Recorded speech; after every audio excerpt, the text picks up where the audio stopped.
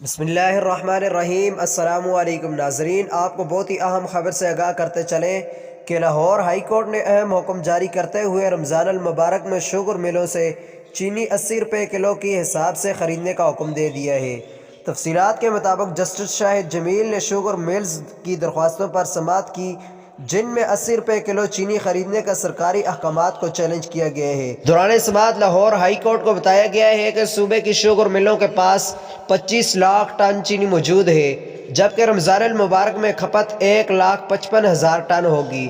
Sugar mills کے وکلاء نے 20 ٹن چینی 83 روپے کلو تک بیچنے کی پیشکش کی تھی، لیکن فریقین میں اتفاق نہ ہوا، تاہم جس پر عدالت نے عارضی بنیادوں پر رمضان میں پنجاب کی شوگر ملوں سے 1,55,000 ٹن چینی 80 روپے کلو خریدنے کا حکم دے دیا ہے۔ چینی کی قیمت سے متعلق تمام درخواستیں اکٹھی کر کے آئندہ سماعت میں پیش کی جانے کا حکم بھی دے دیا ہے، جبکہ عدالت نے مزید کارروائی عید کے بعد تک ملتوی کر دی ہے۔ اپنے ریمارکس میں عدالت نے کہا ہے کہ رمضان میں لوگوں کو چینی سستی ملنی چاہیے، یہ ثواب کا کام ہے۔ دوستو، اگر ویڈیو اچھی لگی ہے تو ویڈیو کو لائک کر دیں۔ Thanks for watching.